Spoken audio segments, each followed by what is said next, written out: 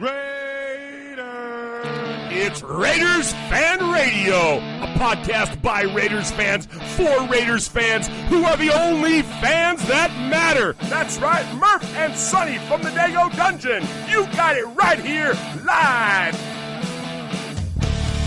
Touchdown! Kenny Stabler goes all the way. We miss you, we love you, and we'll see you in the Hall of Fame.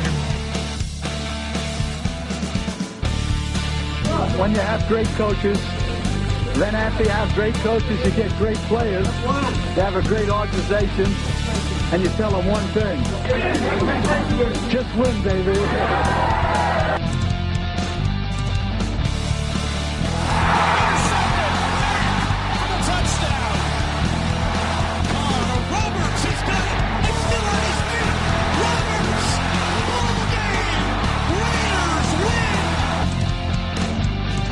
Well, I love this team. I think this team can win.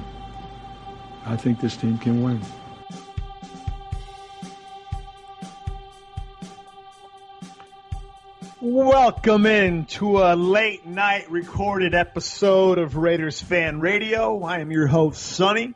With me in studio, as always, is my captivating co-host, Murf. Murf, how you doing today?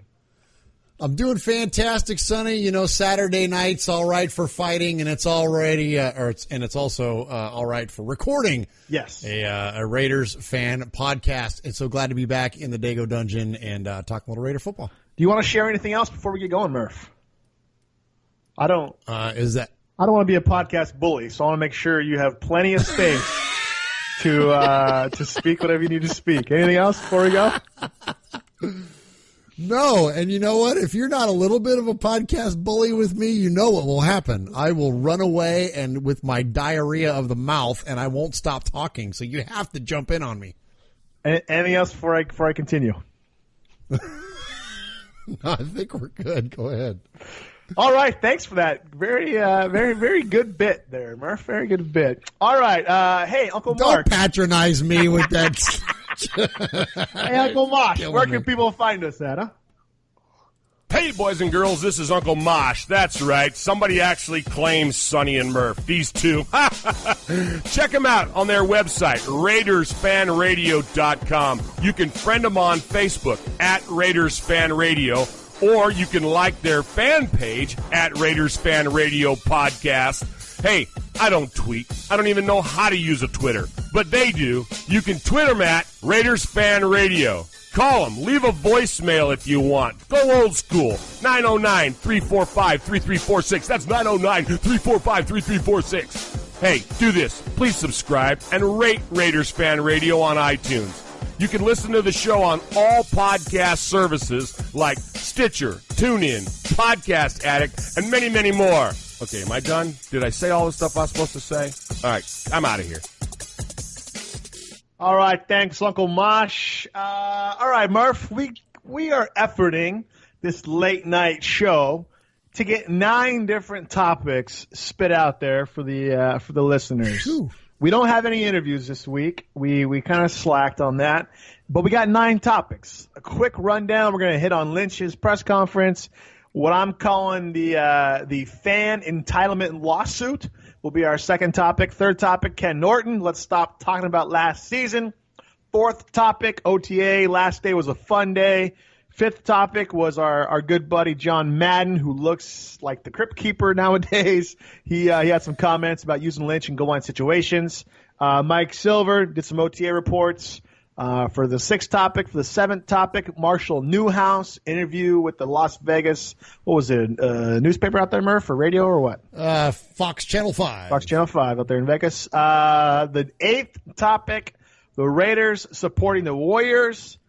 But does it go the other way around? Murph, you're going to leave that one off. And then finally, because it's not been talked about enough, Carr is potentially going to be a $25 million man. So, without any further fondue, let's talk about the Lynch hype train. You're listening to The Violator, and I'm live on Raiders Fan Radio. Where you at, baby?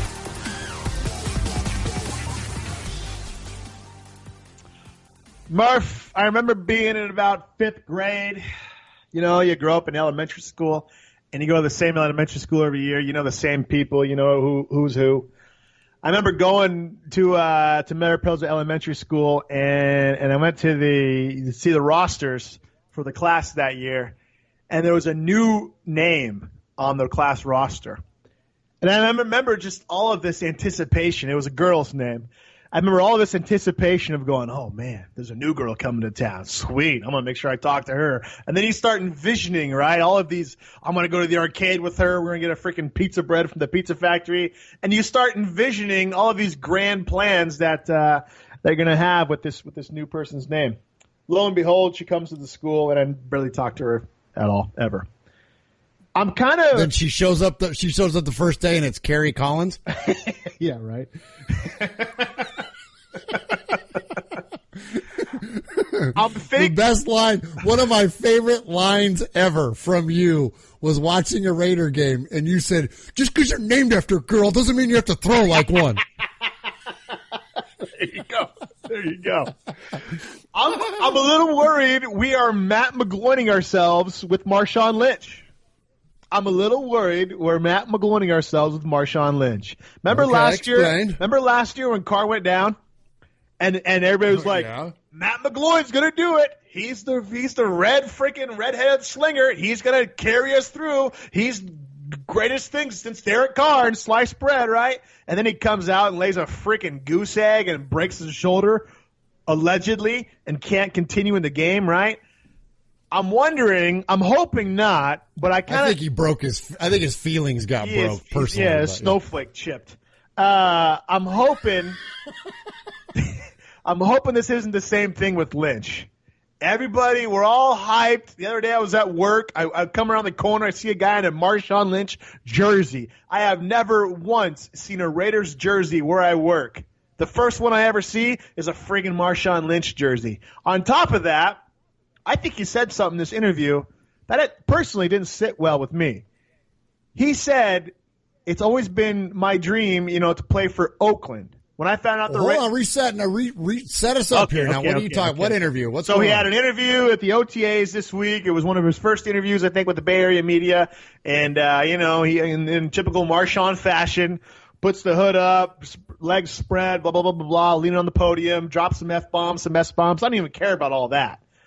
What I almost walked away feeling unsettled about was when he talked about he desires to play for the city more than really he desires to play for the team. Maybe that's not the case, but that's how it came across to me, was that he was here not for the Raiders, not for winning a championship for the Raiders. He was here more for the city. And I don't like that, to be honest with you. As this stuff with Vegas has gone on, with the stuff with Oakland, I was researching around Al Davis's thoughts about moving to Vegas several years ago and to L.A. and all that kind of debacle, all that kind of stuff that happened back in the day. Al Davis always referred to the Raiders as the Raiders. The Raiders were the brand. No city made the Raiders who they were. The Raiders were the Raiders, and that was it. And that's from the founder, the godfather, essentially, of this team we all love and have passion for, right? So in regards to that, here comes Marshawn Lynch, longtime Oakland guy, and this has nothing to do with his charitable work to the city of Oakland. The guy's a rock star, right, for the city. I'm really talking about, is he here simply to play for the city of Oakland, or is he here to play for the Raiders? And what's that going to look like come time for the season? Almost everybody is on the hype train. Almost everybody is saying Lynch is going to be a rock star. He's going to have better vision. He's going to go for 1,000 yards. He's going to do this, this, and this. I'm starting to kind of go, let's see it happen. I'm going to kind of wait. I want to wait. And I know every week it's a new thought process, but it's kind of processing out loud on the show. I'm kind of getting turned off of the hype train because I think maybe the hype train is so large. And on top of that, what's this guy really here for? Now, I was trying to look up, and I should have had time. Was he traded to Seattle, Murph, from Buffalo?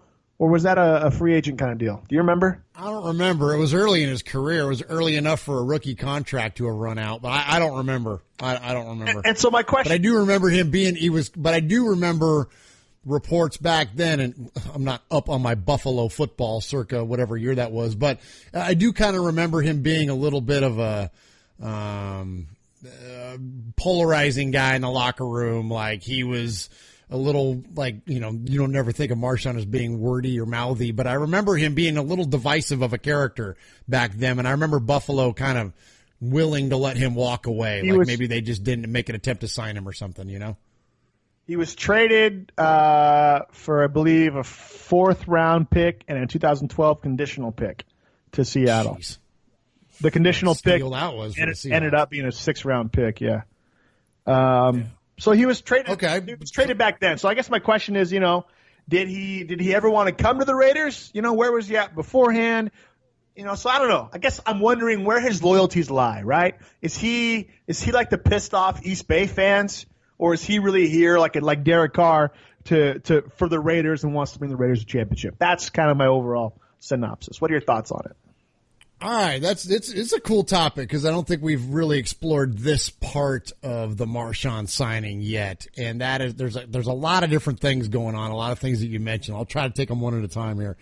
First off, I would like to address what you said about Al and about how Al always referred to them as the Raiders. The greatness of the Raiders is in its future. This is the finest moment of the Raiders. Like everything is the Raiders. He never said this was the finest moment of the Los Angeles Raiders. He said of the Raiders and their organization, right? And so it was always the Raiders. So that is the man that was the architect, though, as you mentioned. All right, that's not Marshawn. That's not where Marshawn, literally, no pun intended, is coming from. He's coming from this as a fan.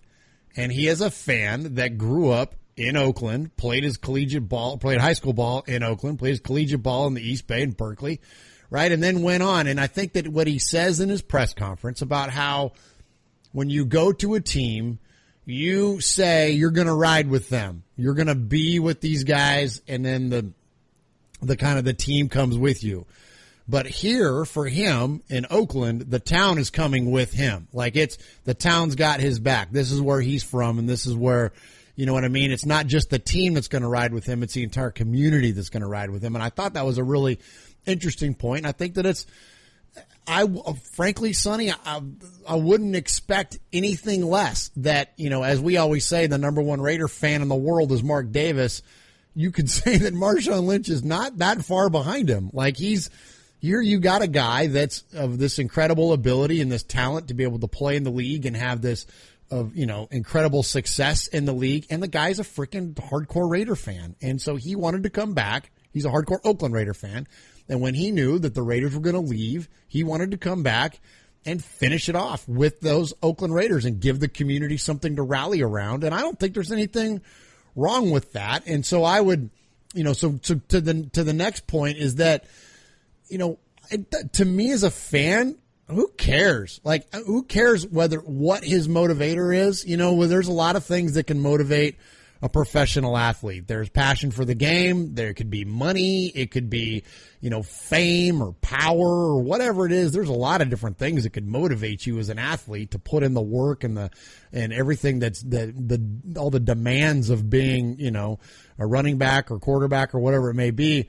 And so whatever that is that motivates him to success on the field, cool. Like, it doesn't, who cares? Like, if that's what he needs to latch onto to give him that a little bit of extra motivation or that source of strength. Hey man, if doing it for the community, cool. Like, well, I don't know. It doesn't, again, I think as a fan, it shouldn't matter to us but then we'll see what that translates to. I think that if anything, he is putting himself at risk that by stating that what if he fails? Obviously everybody's going to have his back no matter what, and the community is still going to support him because of all the things that you mentioned, the really important things, which are his off the field efforts and the amazing things that he has done in the community that go well beyond football. But if he goes out there and stinks, like, he's going to let a lot of those people down. So, and that's going to be a bummer that, like, he's basically saying, I'm going to come out here and I'm going to do this for you. And then he comes out and he stinks. Well, then, thanks for nothing. But, But yeah, I don't think it's a bad thing, and I like the press conference. I like Marshawn's attitude. I like his brash. He's got Raider written all over him, and if I'll tell you if out of all of this, who I am critical of is every single moron that refers to him as a thug because he drops bad words at his press conference. Get over yourselves. You know what I mean? Like it's appalling to me that people want to take somebody like that and put him in that kind of a box and give him that kind of refer to him and describe him in those terms because he goes out there and he drops some bad language. I mean, it's ridiculous. So anybody that's doing that, I would encourage you to rethink how you view people in the world. Our good friend Vic Tafer, who was on our show several years ago. Friend of the show, Vic Tafer. Yeah. Several shows ago. It's been a while since we've had Vic. He asked a question about playing with Derek Carr and Khalil Mack, two of the league's best young players. Marshawn responded with saying, I got the whole town riding with me. That's good blank, you just said, but it ain't about that. I don't like that answer. I don't like that he's more concerned about playing with the town than he is playing for the team. To me, Marshawn Lynch is speaking as if he's one of the disgruntled fans who are now doing the fan entitlement lawsuit thing. It's almost like he cares more about the town than he does the team. That to me is the issue. Does he care more about the town than the team? And in doing so, is he gonna divide the locker room? Is he gonna be divisive in the locker room? And is he gonna be divisive for the organization? Right? If this guy's pissed off the Raiders are leaving and blames Mark Davis, how does that work when he has to interact with Mark Davis? Now, so far we haven't heard anything, and it's cool, but you have to wonder if he's out there saying stuff like this, or is this all just the marketing ploy? Is this all Mark Davis saying, hey, man, Marshawn, you go out there, you be all about Oakland, you be all about this. We want you to kind of bring that fan base in for our last couple of years here. Maybe that's the case. I don't know. But well, I think we go back to a lot of let's take what we know. Let's actually look at the facts on things. And a couple of weeks ago, Derek Carr came out and said, Marshawn has my back no matter what, and I know this because he told me. So when you're talking about how these guys are communicating with one another, you know, there's already a relationship forming between Marshawn and Derek Carr. Marshawn is the last line of defense on a blitzing anybody or a defensive end that wants to come in there and break another leg. You know, Marshawn's the guy to pick that block up, and there has to be trust between those two players.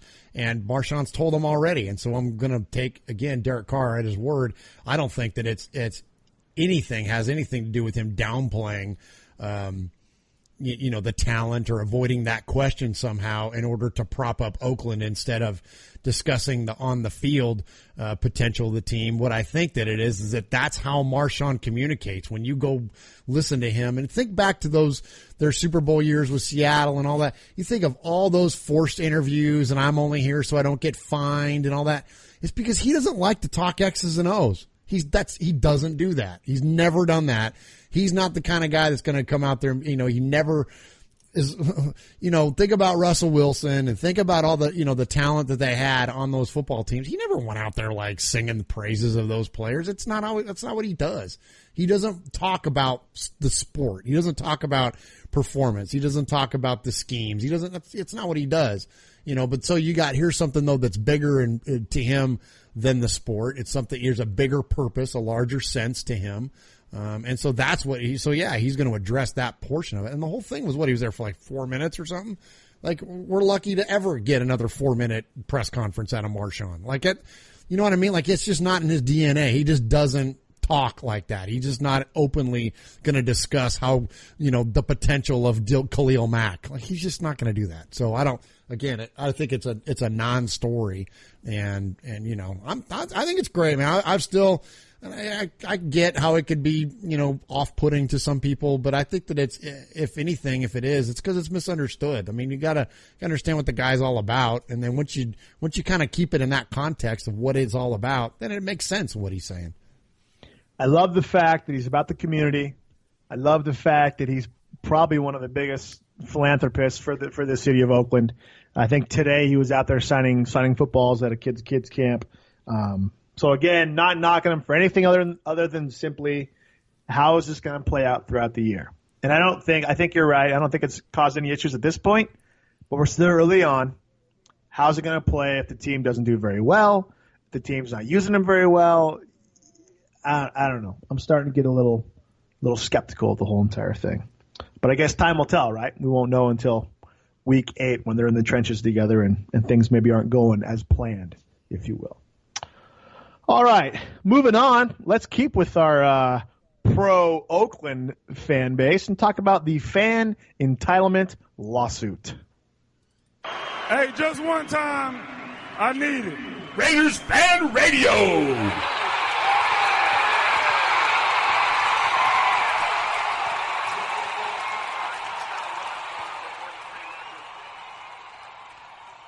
Murph, when we went to the game in against Denver this year, that was the game where those signs were made. Vegas, if you build it, we won't come.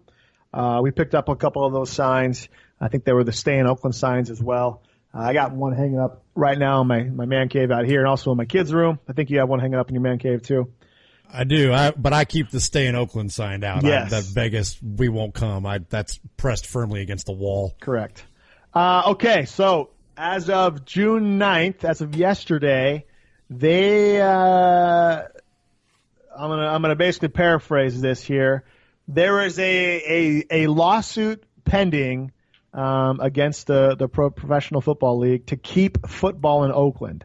Long story short, former fans and current fans and leaders of different nonprofits and stuff like that are trying to keep the naming rights of the Raiders, of the Oakland Raiders, in Oakland. Essentially, what happened with the Browns. They want the Vegas, or they want the Raiders when they move to Vegas to be a new name, to be the Las Vegas, whatever, right?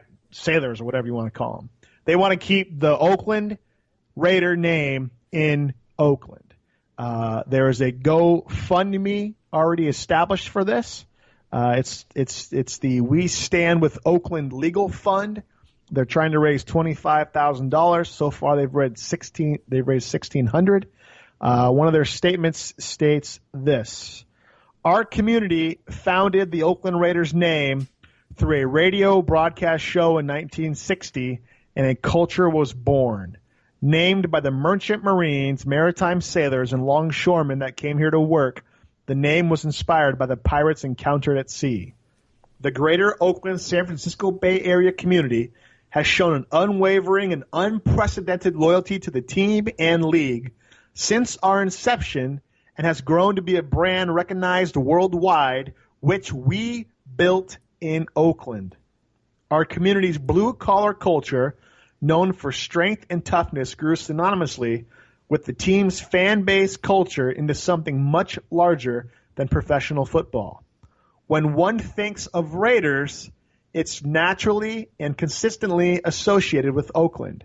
It's about a culture, a community, an identity, and the future of the East Bay region." Murph, I think. Now, let me preface this. I'm about ready to piss off everybody with this show, huh? I was going to say, well, is there anybody that we know that started this thing? I'm about to piss off everybody with this show. I don't like Lynch, and I'm about ready to rip this too. I can only attempt to have empathy for the fans in the East Bay. Not all the fans, Murph. The fans who still attended the games when the Raiders were down. The fans, the 20,000 of them, the 30,000 of them. That's who I'm specifically speaking to. The fans who were there, good or bad. The fans who were there, who've been there through the Jay Schraders, through the Kerry Collinses, through the Jamarcus Aaron Brookses of the world, the Jason Campbells of the world. I have deepest empathy for you for losing your team, because yes, you guys helped create the culture and the black hole and all of that. But this is an entitlement lawsuit if I've ever seen one. Right? This is the prisoners trying to run the prison, right? You don't own the Raiders. You don't own the name. You don't own anything about them. Yes, you helped create a culture that when you went to a game, it was pretty intense. But outside of that, if you don't want to put $5 to buy that beer at the game, somebody else is going to. And that's really what it comes down to. I think this is a joke, Murph. I think it's a joke. Yeah, I think that's the nicest way to put it, that it's an absolute joke. It's dumb. You know, like you said, it's entitlement. To think that the man that invented all of this, he already ripped them away once. Like, it's, you know, we just got done talking about how they were always referred to as the Raiders. And you know, when whether it was Al Davis referring to them as the Raiders and not identifying them per city, or it's this assumption that, and this is what I don't like, is I don't like things being assumed about my fandom. You know, I don't make assumptions about somebody else's fandom. We're not going to tell anybody how to or how to not be a fan. You know, like with Marshawn, we're not going to tell Marshawn Lynch how to be a Raider fan. Yeah. You know what I mean? Yeah. I'm not going to tell somebody else how to be a fan about something. That's such a personal thing. It's such a, you know what I mean? You be a fan however you want, and it's not up to us to try to determine whether the way you're a fan is right or wrong. So to make an assumption that when I see Raiders that I'm constantly surrounded by and adorn my body with and impart the spirit and the everything about the Oakland or the Raiders to my kids. Okay, when I think of those Raiders, I don't think of East Bay. I don't think of Oakland. I think of the Raiders. It could be, and this is coming from somebody from San Jose, California that grew up in the Bay. But I still think of that. They're more, to me, if I were to really try to assign it mentally to a region, it'd be California. Because there's just as many freaking Raider fans in L.A. as there is in the North Bay. And there's just as many, and then you roll across the country. Look at last week when we talked to our buddy Jim Zebach out of Erie, Pennsylvania. He said there's more Raider fans than Buffalo Bills fans, and they're freaking 3 hours from Buffalo. So this idea that people associate Raiders with the East Bay, people in the East Bay do, but the rest of Raider Nation, man, I'm sorry, but we don't necessarily, not that we don't, but don't assume that we automatically associate with it. And then that's to me, that's even the lesser of the issue. To me, the bigger issue is this: that when you brought up the Cleveland Browns and about how they wanted to keep the name and the colors and everything and the logos and all that. I would say mascot. There's not much of a mascot for the Browns, is there? But you want to keep all that stuff in Cleveland. They wanted that to be representative of the team that was there. And when you're talking about stuff like that, when you're talking about a team that's leaving to go to, another NFL city like they went to Baltimore, I thought that made sense because Baltimore had the Colts, and so you don't want to now have the Browns, and not you start to cross the streams a little bit too much, and it gets confusing, frankly, on which team has the lineage. I remember it used to trip me out that when Johnny Unitas was still alive, he supported the Baltimore Ravens. He didn't support the Colts. He supported the Ravens. He supported the city of Baltimore. He would go out there to, coin tosses or whatever else. It was Johnny Unitas on the field for the Ravens, and I always thought that was really weird. But so that in that type of a scenario, it makes sense. We were talking about going to a fresh city with a team that's already moved once, and then here's the biggest thing. The records and the colors and all that stuff, you want that to stay there because you have the intent or the hope or the desire to one day have another team, an expansion team or whatever else, come back, and then you can then call that team again the Cleveland Browns, right? Well, guess what, Oakland? You're not getting another friggin' football team. So get over yourself. What's the point? You tell me what's the point of keeping the name and all this stuff and the records and all that in Oakland, and then starting off with the new, the Las Vegas, whatever you said, like Sailors. Okay. What? What's the point? What are you going to do with all that stuff? You're going to do nothing with it. Are you going to build a Raider Hall of Fame in Oakland? And then just keep, hey, yay, look at, we still got all the stuff. But we're going to exclude the Los Angeles years. We're not going to count for that stuff. So, anything Marcus Allen did or Bo Jackson or, any of that, we're not going to acknowledge that. We'll acknowledge Jim Plunkett's first Super Bowl, but that second one, it didn't happen.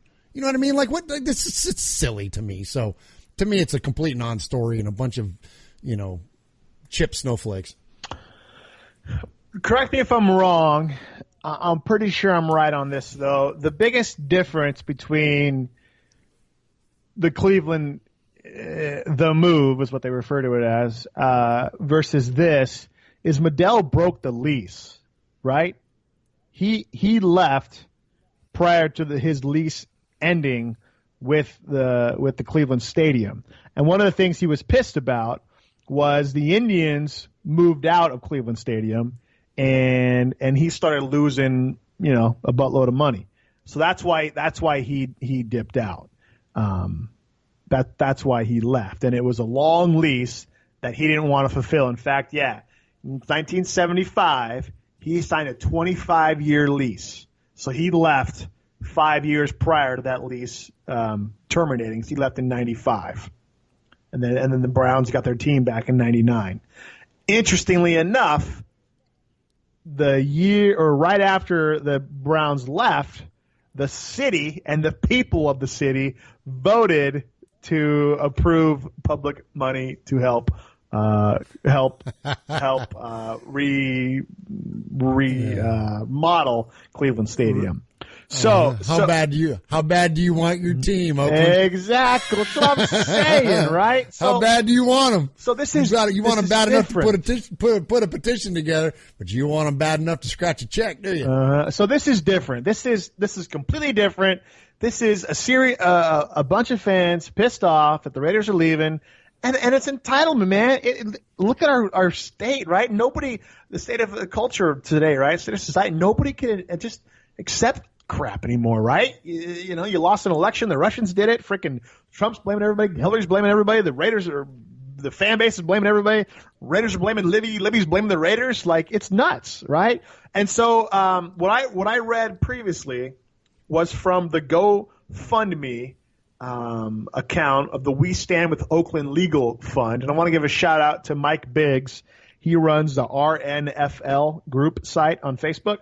Really great group. And so I posted this in there. He goes, it should be titled the Go F Me. Go F Me. Anyway, so I thought that was pretty funny, Mike. But that was pretty funny. But so there's an actual memo from the Coalition of Oakland Raiders Fans and Community-Wide Supporters, retain attorney James W. Quinn, the nation's foremost antitrust litigator, blah, blah, blah, blah, blah. On Monday, June 12th, there's going to be a press conference at 10:30 at the Oakland City Hall, and they're going to announce their intention and yada, yada, yada. Long story short, they're fighting to keep pro football in Oakland, and they're fighting to retain the rights to the Raiders. I think this thing is dead on arrival. They have no pot to piss in, essentially. And really, if you ask me, it's a waste of money. A big statement by, former friend, current, what do you even want to call him, Dr. Death, Ray Perez, a.k.a. The fan formerly known as Dr. Death. There you go. One of the things he stated was he could not support the move to Vegas because it was using taxpayer money on an NFL team instead of the schools. Well, so now you're going to turn around on a completely dead freaking lawsuit, which you may feel noble about in fighting. It's noble. I can see where you're a little bit noble in this. But you're going to waste people's money on this? Why not put that towards the school? Why not put that towards the community parks? Why not put that towards something to do for the kids and stuff like that, right? Instead of filing a lawsuit that's never, ever gonna see the light of day. Now, all that said, Murph, there's some weird stuff going on in the world today, right? I just read an article about in Canada, they're trying to pass a law, or maybe they already did in a certain province up there, to where if a parent does not support a small child wanting to change genders, the state and the government will take that freaking kid away from the home. So you have weird stuff going on. Now, this is all taking place in California with this lawsuit. And they're also going to throw in there they're going to play the race card a little bit. They're going to say that they want, right here, in the very first line, The group's goals include exploring viable options with community leaders, city and county officials to keep professional football in Oakland, California, interfacing and engaging with business advocates to develop economic opportunities, and prospects for the first African American participation in NFL ownership. If they play that race card up, California's kind of wacky in their district courts there. Who knows, man? This could get interesting if they play that card and play it well. But on the face of it, they have no lawsuits for antitrust whatsoever. The Raiders did nothing wrong in this. They're not leaving until after their lease. They have the option to leave. They have the option to build anywhere they want to after the lease is up. And so it's ridiculous. And it's getting to the point to where I'm moving from empathy for them to now I'm just feeling sorry. It's like, there's bigger things in life than this. Come on, fellas, right? There's bigger things in life. You can still get together. You can still have your tailgates. You can still barbecue as family. But this, really, it's sad to me, Murph. It's just sad. Yeah, at a certain point, like you said, people, you get to where you don't want to accept things. And, sometimes you just have to accept it for what it is. It doesn't mean you have to like it. It doesn't mean that you have to condone it. It doesn't mean anything, but you have to accept the fact that there are some things in the world that are going to happen and you don't like them. And at the same time, you can't change them and you have no rights to ownership. That's it. This thing stops and starts with Mark Davis and, trying to, I don't know, it's a weird thing, man, because it, like you said, and even playing the race card and all that, you still have to do that with the assumption that there's the possibility of bringing another NFL team in. And unless you can demonstrate the viability of that, then I think the idea of trying to promote African American ownership of a football team, well, but there's not a team coming, so it's kind of empty. And that to me, that is almost more insulting. Like, because then if I'm a member of that community, I'm thinking, don't use me in this. Exactly. Don't use me as just part of your agenda. You know what I mean? Like that's even more of a slap in the face, I think. So this is just dumb. People just look. You guys got to get over it. Like it's over. And again, those 20, 30,000 diehard fans, we're not speaking to you all, but the rest of you, respect, mad respect. But for the rest of you, we've gone over these numbers on this show before, and look, the attendance was not. Where there, were you? And that's where were you? Where were you? That was the genesis of all this, was the lack of attendance. So, look, it's done. The bet is made. That's it. It's over. It's over. Much like Ken Norton said, let's stop talking about history, huh? You're listening to Raiders Fan Radio with Sonny and Murf, a podcast by Raiders fans for Raiders fans. Ken Norton this week gave an interview at OTAs. Talked about his general stuff, yada, yada, yada. Something about the interview, though, Murph, stuck out to me. He kept getting asked about what improvements the team has made from, last season to this season. Is the defense going to be better, yada, yada, yada. And at one point, I kind of think I think Norton broke character a little bit, broke his patented answers, and basically said, let's stop talking about last season. Can we move on? Can we finally move on? And I'm starting to wonder, he has to feel the flame a little bit, don't you think? Coach Del Rio, Coach McKenzie, all these guys preach competition. They always preach they want to have competition on the field because competition ultimately brings out the best play or the best players. I'd have to think that same philosophy goes into coaching as well, and coaches. You put two coaches side by side. Let them compete. Let's see what happens. Maybe one coach will rise up above the other one. I got to think Norton is feeling the heat with Chuck Pagano coming in now as a defensive-minded coach to help with the scheme. As we talked to our friend Ted Wynn a couple weeks ago, he said the same thing about it wasn't the players last year. It was more of a scheme issue. And when you say it was a scheme issue, that's a direct knock against Norton. So now with Norton, I think breaking his character a little bit in this interview, saying let's stop talking about last season, I think he's starting to feel the pressure, Murph. What do you think?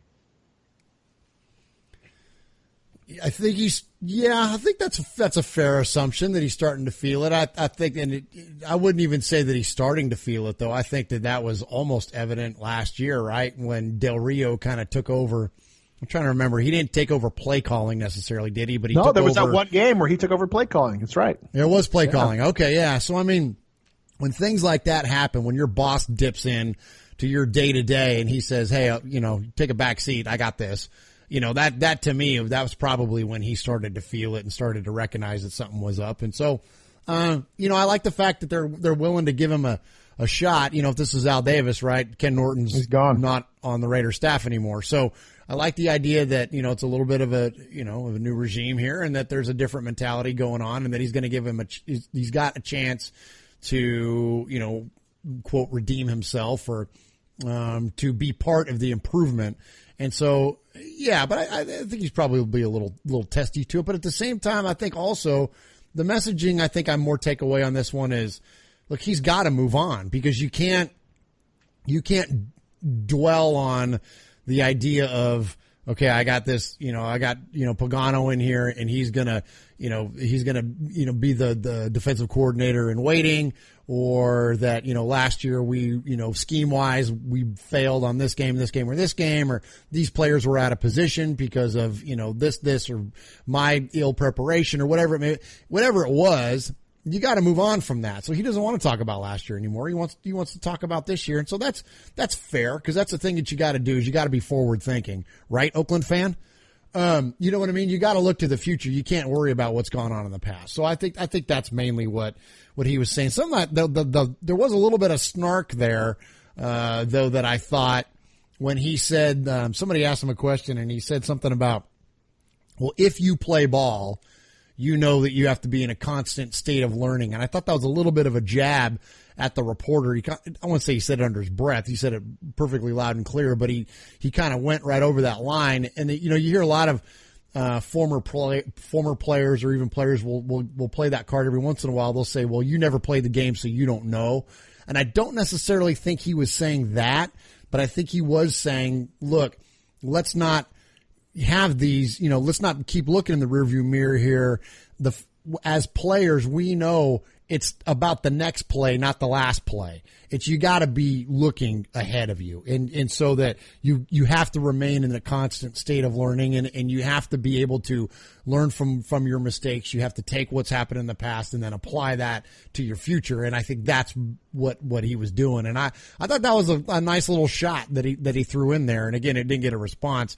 I don't know if that reporter didn't catch it or if he had the opportunity to respond to it, but I thought that to me was kind of that was it in a nutshell. That look, if you were in my shoes, basically, you would know that I don't have time to look back at last year. I got to look at the future. Is Ken Norton in a no-win situation now? Last year, the defense was awful to start, and I don't think enough people give maybe him credit and the players credit and the whole team credit for the turnaround they made on defense. I think towards the end of the season last year, they were in the top 10, but because their stats were so bad from the previous, early games, they didn't look that good. But now I wonder if Norton's in a no-win situation, because now that Chuck's there, and say the defense comes out and they're lights out, who gets the credit? It's not Norton. They're going to say, oh, because they brought in Chuck, now the defense is stepping up.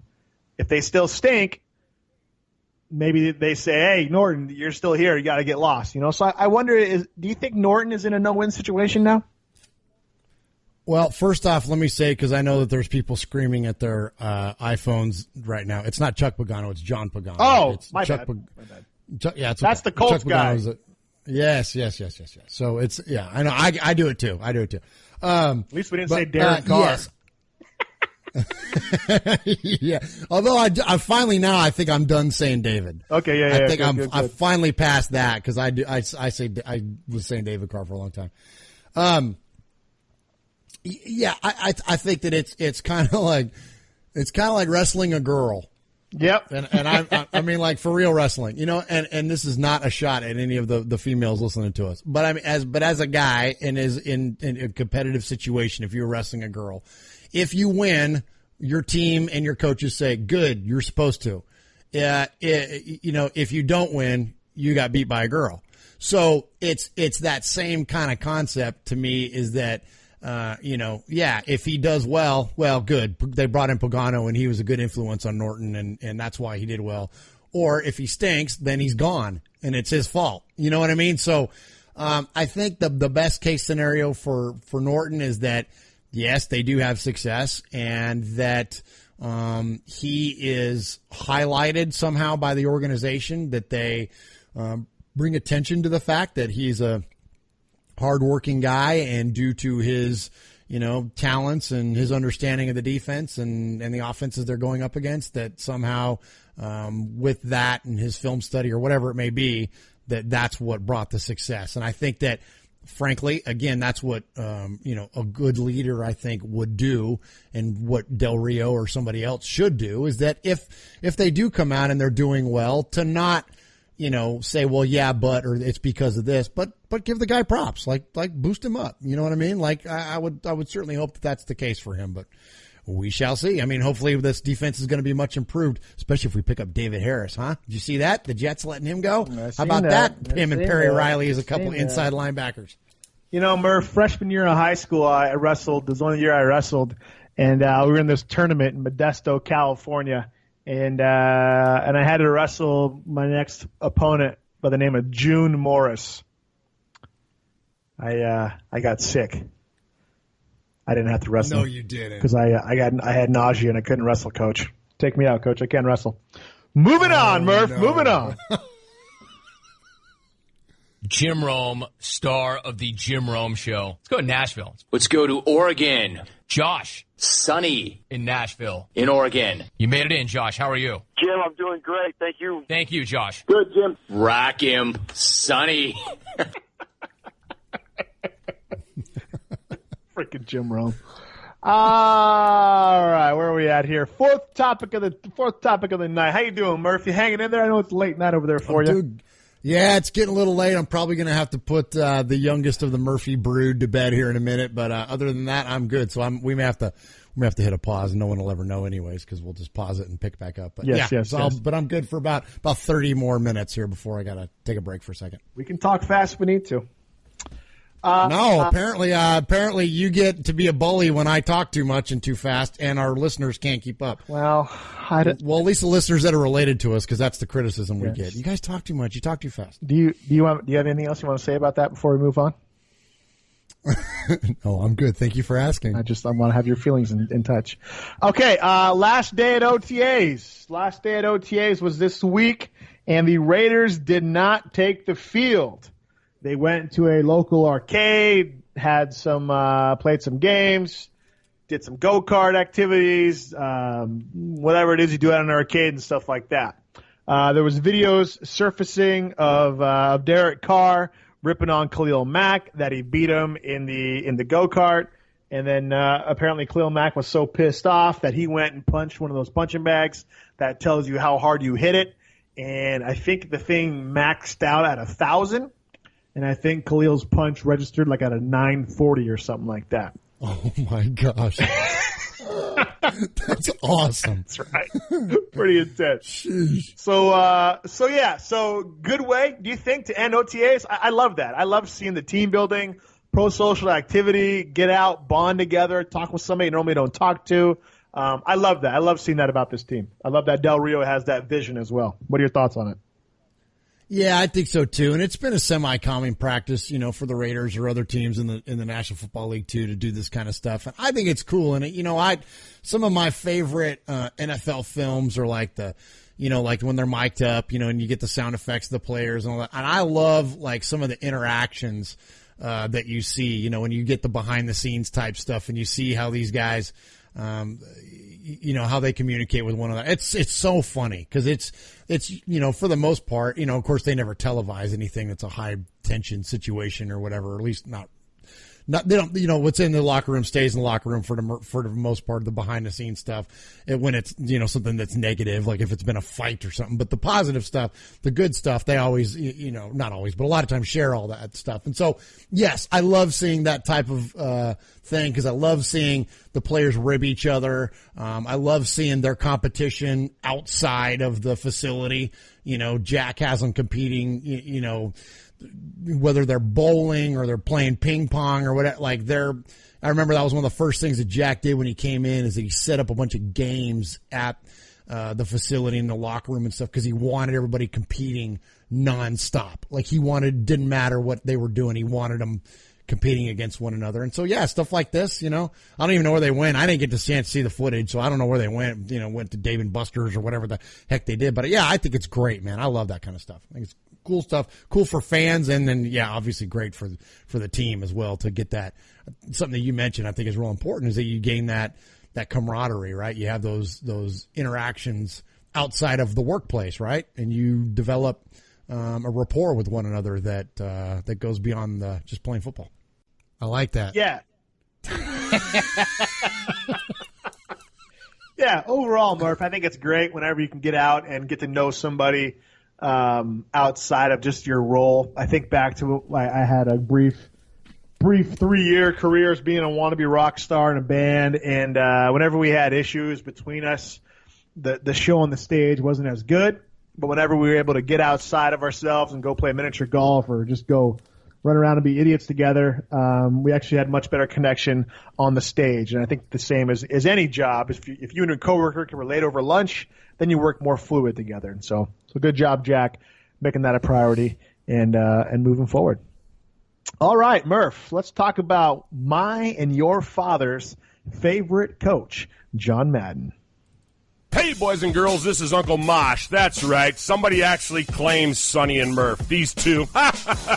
Check them out on their website, RaidersFanRadio.com. You can friend them on Facebook at Raiders Fan Radio, or you can like their fan page at Raiders Fan Radio Podcast. Hey, I don't tweet. I don't even know how to use a Twitter, but they do. You can tweet them at Raiders Fan Radio. Call them. Leave a voicemail if you want. Go old school. 909-345-3346. That's 909-345-3346. Hey, do this. Please subscribe and rate Raiders Fan Radio on iTunes. You can listen to the show on all podcast services like Stitcher, TuneIn, Podcast Addict, and many, many more. Okay, am I done? Did I say all the stuff I was supposed to say? All right, I'm out of here. Sonny, before we start, I have a question for you. And this is something I've never asked you before, and you don't get asked a lot as a fan. Who's your favorite head coach of all time? And this is not a setup. Is it Madden? Well, I guess coach of the Raiders or coach anybody? Coach, period. Just your favorite head coach of all time. I mean, and let's keep it in football because I mean it's like John Wooden. Like there's some guys that are next level that and I could say you could make the argument that maybe Lombardi is one of those type guys too. But if you had to pick a head coach in the National Football League that was your all time favorite, not based on success or anything, but just who's your favorite? Good question. I don't know. I like Tony Dungy. I think that he ran a good ship. I like his style. I like that. I like his command of teams, so to say. Some might say he's weak, but I think sometimes you don't have to be speaking loud to be powerful. I think you can be powerful with the quiet voice. Madden was more of a coach for my dad's generation. I didn't see Madden, but obviously his record speaks for himself. I've been probably a bigger fan and consumer of Madden's video game that he has nothing to do with besides his name than anything else. I mean, whenever in fact, the article we're about to share, I see Madden, I instantly think of, playing Madden. So I don't know, probably Dungy. I think was a phenomenal coach. You could say Gruden, but I don't like Gruden because of what happened with the Raiders. So he's done. Quite frankly, Del Rio. What happens if Del Rio wins 1 or 2 chips for the Raiders? Does he become one of the greatest all-time Raider coaches. I like what he's doing with the team.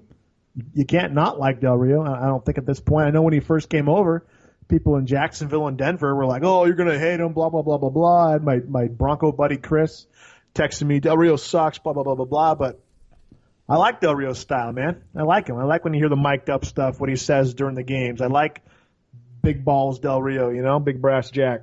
So Del Rio's rising, I think you could say. But I think right now, it's Dungy for his command of the locker room, what he stood for as a man. But I think Del Rio's rising the ranks. What about yourself? Yeah, I think the first name that pops into my head is Madden. I mean, I think that's because he went so much above and beyond. Not only was he the Raiders head coach, but, he was such a huge personality, in my life as a kid, whether it be the Miller High Life commercials, or Miller High Light commercial. I'm saying that right? Miller Lite commercials. The less filling tastes great, and him breaking through the wall and all that stuff. And then, of course, when he started on CBS and Fox, and then, and then, of course, the game and all that. So I think Madden has just been such a constant in my life, that I think that Madden is probably my favorite. But I never watched him coach a game. You know what I mean? So it's kind of feels weird. Yeah. But so it kind of feels weird to say. And I love Lombardi. I love so many of Lombardi's quotes that I use in my day-to-day life. Some of the things that he says, and so he's also one of my favorites. But again, I never saw him coach. So if I had to think to the guys that I saw coach, it's funny because all the ones that popped into my head are guys that they're teams that I didn't root for. Like Bill Cowher. I love the way Bill Cowher coaches football. Never rooted for the Pittsburgh Steelers. I love the way Jimmy Johnson coaches football. Never liked the Dallas Cowboys. I liked Miami, and when he came and coached Marino at the end of his career, I thought that was pretty cool. But Bruce Arians, I think, is a really cool coach. For the Cardinals, of course, he hadn't really accomplished much, but when you see them in that All or Nothing show and what he's like behind the scenes and everything, he's awesome. There's guys like Mike Tomlin's like that. I like Mike Tomlin. But yeah, I don't know. It's hard. That's a hard one to pin down on because, a lot of the guys that were the quote greatest of all time, we never watched them coach because we weren't old enough to see. So I think of the modern day guys, if they're I wouldn't say the modern day, but, I don't know. I guess I'd have to go with Gruden. And I know that he burned us and he's in that whole thing and all that, but the times that he was in Oakland was just some of the coolest. I mean, whether it be from his quotes to the way that he played and the attitude and that was such a revitalization of our team that we just, as almost as desperate as we were to have it here in the past couple of years, we were back then too. Because if you think of the late 90s, it was a long time between, the Tom Flores years, and then we had a little bit of coming back from LA. With Shell, and Shell had some decent games, but it wasn't until Gruden got there that it brought back so much. And so I don't know, I'm very fond of that time of the Raiders, and so I think I might have to say Gruden of the guys that I've seen as of late. But Gruden kind of had that Raider attitude as well. If you could have a coach that would embody the Raiders, it was kind of Gruden. We're going to punch you in the mouth. We're tough guys. We have RBF, resting blank face. He just kind of he just had that aura about him, But at the same time, smart about football, smart about X's and O's, and really just kind of brought it. So yeah, and he does it. And he's gone the way of Madden in the fact that he's become just as big of a personality off the field and found as much success off the field as he does on. I love that quarterback show that he does. I love him on Monday Night Football. I dig Gruden, man. I just he's like somebody that, just like Madden would be. Who would you want to hang out and have a beer with, or who would you want to have dinner with? And like you said, like Dungy, that's. I didn't expect you to say that, and after you hearing you say it and the reasons why you picked him, it makes perfect sense. That's the kind of guy you would want to spend time with, right? He's an amazing leader. He's an amazing man of faith. He's amazing, leader of people and men. And I mean, that's That's an excellent choice. I didn't see that one coming at all. So, yeah. All right. Speaking of great coaches, Madden, who, gosh, man. Yeah, so here we go back to the source here. He does not look healthy. Oh, my gosh. He's shriveling up. No, he doesn't look good. Well, he's getting up there, right? I know. He's getting up there. Anyway, he was quoted this week, asked about what he thinks about Marshawn Lynch and how to use Marshawn Lynch in a brief interview he gave. And here's one of his quotes. He stated the following. One of the worst things in pro football right now is short yardage and goal line offense, Madden said. Teams can't get first downs by running, and they get down to the goal line, and they're down there on the 1 yard line throwing the ball. What's that all about? I think if Marshawn Lynch can take the Raiders out of that, if he can get first downs on third down, and if he can get touchdowns on the goal line, that would be a great big deal for the Raiders. Is it ironic, Murph, that Madden is talking about the very thing that cost Seattle the championship with Marshawn Lynch on the bench? I just find the irony of this almost like it was planned. I think Madden is spot on. I think the Raiders. You know what I'm saying? Of that angle of it. That's pretty good, man. That might be a shot right there, right towards Seattle.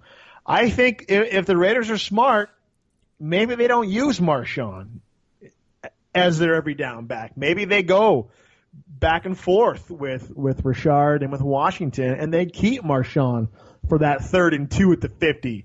Or the 3rd and 1 at the 1, maybe they keep Marshawn for those situations. As we get progressing in the season, maybe we see him more and more, less and less, depending on the record. And then in the playoffs, you get a heavy dose of Marshawn Lynch. You know what I'm saying? I think Derek Carr is efficient enough where he could run a Patriot-style offense where we're throwing for 4 or 5 yards. That's typically our run situations or run down downs. We're throwing the ball, picking up yardage, not really needing that run game. The short passing game becomes the run game. But then come playoff time, when you need that brutal run game, you want a healthy Lynch. You don't want a Lynch limping into the playoffs because we don't know how he's going to be. We've seen one video clip of him, and everybody is freaking, hooting and hollering, needing to change their freaking pants. So I think we save him for those short yardage situations, just like Madden said. And as much as football changes, it doesn't change, right? How you gonna make a 3rd and 1? What do you do on Madden? You do fullback dive every freaking time, and it's so hard to stop because it works, right? So the easiest way to get that first down is still run it straight up the freaking middle. And if we have the offensive line to do that, and we have the running back in Marshawn Lynch, I think our short yardage down a distance on 3rd downs this year, we should lead the league. If we have the best offensive line in football and we have one of the best running backs in football, there's no reason why we should not lead the league in 3rd down conversions on 3rd and short. What do you think? Yeah, well, first off, again, I think that's really cool the way that you drew that back to taking a shot at Seattle. I hadn't pieced that together, and, we know that there's no love lost between, Madden and I wouldn't say that any of the current ownership or whatever, but, that's pretty cool. I mean, that's a, historic rival for the Raiders has been the Seattle Seahawks back when we used to be in the same division, all that kind of good stuff. So I think that was pretty good. Good for you on picking that out. So as far as, what he's going to be to this team, that's exactly what I pictured and had envisioned when they signed him, and even when we go back to before they, really it was on the radar when we kind of knew that, whether it was going to be Murray was on his way out or whatever. I mean, we knew that we needed a power back. Was it going to be Adrian Peterson? Was it going to be LeGarrette Blount? Who was it going to be that the Raiders were going to bring in for that exact reason that you're talking about? And yes, at the end of the day, it's still NFL football, and there are times where you need to convert, whatever and short, whether it be for a first down or whether it need to be for a touchdown. And which brings me to one of my all-time favorite Raiders, oddly enough, was Zach Crockett. And I think that he had such a cool role in the offense of the Raiders back during those Gruden years. Again, go back to that. I'm going to read you his stat line from 2002 with the Raiders. He had 40 rushes for 118 yards and 8 touchdowns. And his average yards per carry was 3. That's what touchdowns. 8 touchdowns on 40 unreal. carries. Like that's what you want. That's what I want. I would love to see Marshawn do. And I know people are getting fired up, and they saw that run that Coach Del Rio posted to his Twitter, and you see him, doing what Marshawn does at the back end of the field and juking guys out of their shorts in the secondary and all. And I love that. And yes, we're going to see those parts of Marshawn. But what we really need is, as much as those are the dazzling plays and the good plays and are fun to watch, we need 40 carries and 8 touchdowns. Like that's absolutely what we need. Not to mention the fact that he's going to add a dynamic catching the ball out of the backfield as well. So, I think that Coach Madden is, as usual, has hit this one on the head, and that's going to be a good thing. I think the other thing that he mentions too in that same little interview there was how the Raiders have bolstered the lines, both offensively and defensively. And we know Madden is a fan of the big guys in the middle and the big guys that fight in the trenches. And so the fact that the Raiders have built up this football team in that way and put such an emphasis on it, maybe not so much defensively as they have offensively. I think that's up to, you could probably discuss that point a little bit, but certainly has been a focus on it, and way more than there ever was before, and it seemed like even at the times where we did focus on that Robert Gallery, it was a freaking bust. You know what I mean? It was like, the times that the Raiders did look at offensive line, it never turned out the way we wanted it to anyway. So I think it's pretty cool points by Coach Madden. Do you know where the Raiders finished last year in regards to first downs on 3rd and short, or third and fourth between 1 and 2 yards to go? Do you know where the Raiders finished? I'm going to guess we're on the bottom end of that. I'm going to say, but not at the bottom. I'm going to say 26th in the league. 31st. No kidding. It really was that bad, huh? 37.5%. The only team worse than us was the Donkeys, which there we go. At least we can make fun of them for that. But yeah, I mean, yeah. So we need some help. Ironically, you would think we'd be better because of our offensive line, right? So that's interesting. So maybe Murray wasn't hitting the holes like we all thought he was or hoped he was and stuff like that, So we'll see what happens. All right, your buddy Mike Silver had some interesting stuff this week, huh, Murph? I got my Raiders boxers hanging low, covering the crack, because I'm listening to Raiders Fan Radio, a podcast by a couple of fans, Sonny and Murf, 4 Raiders fans who are the only fans that matter. Murph, since Mike Silver and you go back a ways, why don't you take the lead on this? What's your good buddy have to say this week about our team? Well, Sonny, I have the benefit of getting to work from home, and I watch, NFL Network is pretty much on 24/7 in my house, anyways, if the TV's turned on. But I get to watch it during the course of the day, and they've been doing their inside training camp coverage where they are able to broadcast some live footage from the practices, and then have a little discussion time afterwards. And so I was able to kind of tune in and catch some of the stuff about the Raiders this week. Mike Silver, my best friend, and the guy that's the best voice in all of television. He claims to be a Raider honk, and he claims to have somewhat of inside track to what the Raiders do and don't do, and to what's going on inside the walls there in Alameda. And I tend to question a lot of the things that he says, because I feel like he's he's not as inflammatory as like a Skip Bayless, but I think that he tends to say things for effect and not in the best interest. It's clickbaity, not for the best interest of accuracy of reporting, but in order to gain attention. So, anyway, so what they talked about was a few things, and of course the Marshawn thing came up this week, and he said he felt that there was a potential culture clash looming between Jack Del Rio and some of the characters on the team, like Marshawn Lynch, that he felt like it was enough of a clash of cultures or maybe agendas, and to where that this could potentially, bring some dysfunction to the team. Now, granted, and I'm paraphrasing like crazy here, but granted, he said this was the only thing that the Raiders really had they were, facing. The only headwind coming at the team this year was really this potential conflict, and that everything is setting up perfectly for them to be successful. So he wasn't dogging the team by any means. I don't want to give that impression at all. But the idea that he kind of said that there's this, culture clash that's waiting to happen amongst the team, and then also with the fan base, and I think this is the one that really bothered me, was that he said that the Raiders will get love in Las Vegas, but they won't get the same love that they get in Oakland. And again, what our constant message through this whole thing has been is that, we respect the heck out of those 20, 30,000, Bay Area fans that showed up to Raider games regardless. But there also is a lot of bandwagoning or posturing or things that also go on around this team nowadays because they're so good.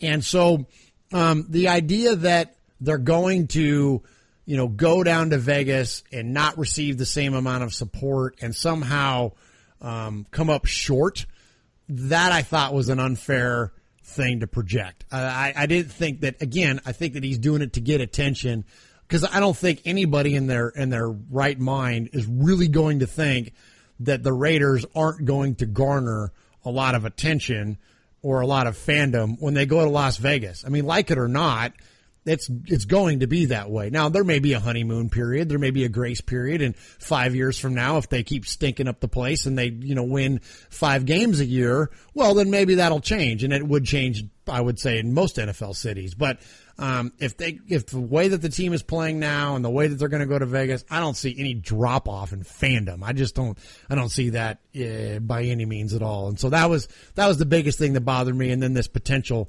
culture clash, which I don't even know how to take that, what he meant by that entirely. But what do you think? So so 2 points there. Do you think the fandom is going to drop off, of any significance? And then what is, quote, looming for the Raiders inside the facility as well?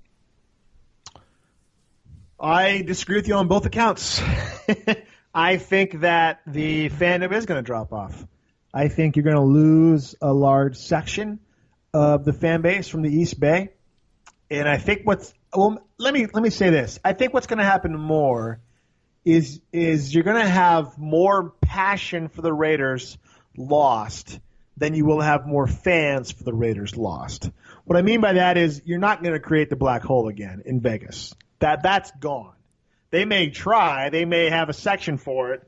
But whenever you try to emulate something that happened organically, the emulation is never as good as what happened organically. And so the black hole, after they leave Oakland, is going to cease to exist. Whether or not they attempt to recreate it again, we'll see what happens. So I think the intense home field advantage and the passion for the Raiders is going to diminish a bit when they go to Vegas. Now, that's not saying people from L.A. won't be coming to games and people from Oakland will be flying in and stuff like that, but I think a little bit's going to be lost. I think you're going to get maybe equal, maybe more fans flying in to Vegas because it's a hot spot. It's a destination spot. Oakland's not a destination spot, but Vegas is, and so you might have a lot of more out-of-towners coming in to see their team play the Raiders, which should be interesting. But secondly, I agree with him about the different characters in the locker room, what's going to happen. There's potential. Yeah, it's clickbaity. There's nothing warranting that statement as of yet. That's a good way to put it. Yeah, what's warranted that opinion, nothing. Right? Because you could say about any time you have change in personnel that there could be potential for conflict. Excellent way to put it. So I think it's warranted. I don't think it's happened yet, but I definitely think it could happen. Marshawn Lynch is his own man. That's it. That's why people love him. That's why people hate him. Whenever you have somebody like that, he's a polarizing figure. And whenever you have polarizing figures standing next to each other that maybe come from a different background or maybe have preached something different, that's going to be interesting. So we'll see. We'll see what happens. This is why I go back to my comments about Lynch. about him saying, look, I ride for the town. Mac and Carr, they're cool, but I'm here for the town. This is what I'm talking about. That's potentially down the road going to cause problems.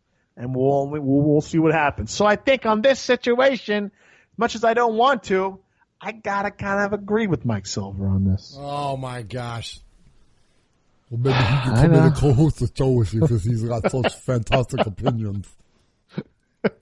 Hey. Is that mean to make fun of the way somebody talks? You can talk how he wants, but, if he speaks truth, speaks truth. All he's saying is there's potential, which I agree with.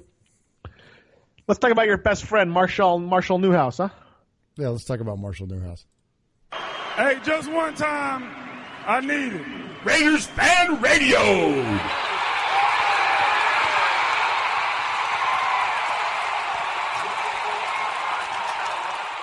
Sonny, let's talk a little. Oh, I'm sorry. Go ahead. No, you go. No, I was going to kick to you anyway, so go. Okay. Marshall Newhouse quickly became one of my favorite Raiders so far this year when he did a quick little interview with Fox Channel 5, Las Vegas, and they talked to Marshall about a couple of things, and he had some interesting comments. He is 28 years old, and his rookie year was with the Green Bay Packers, and that was the year that the Packers won the Super Bowl.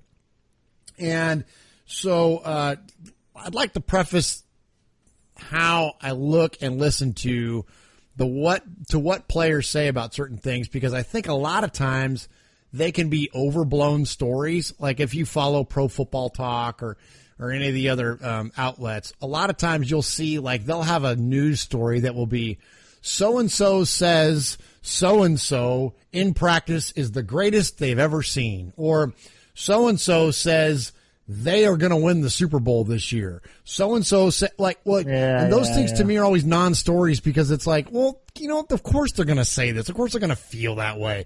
Even, and I'm sure they're all genuine when you say that, this Cardinals defense is the greatest I've ever been a part of. Well, okay, I don't doubt that you think that's the truth, but what doesn't translate to anything on the field, and that's where I think that a lot of these things are silly. So I preface that, but with that understanding and in that context, here's what Marshall Newhouse had to say. He said that one of the things that was most impressive to him about getting to this team was not only the leadership that was on the team, but the young leadership that was on the team. And I thought that was a really cool sentiment, considering that if you look at where he came from and the guys that were in their youth and were leaders at the time that he was part of the Green Bay Packers, you're talking about Clay Matthews, you're talking about Aaron Rodgers, you're talking about some guys that are near the top of the list as far as leaders go in the NFL. So the fact that he is, from his perspective, saying that this is some of the best young leaders that I've been around, that's, I think, a pretty healthy compliment to the Raiders. And then the other thing that he said, first off, and he said it starts with Derek Carr, that's no big revelation there. I think we all kind of understand that the leadership of the Oakland Raiders starts with Derek Carr.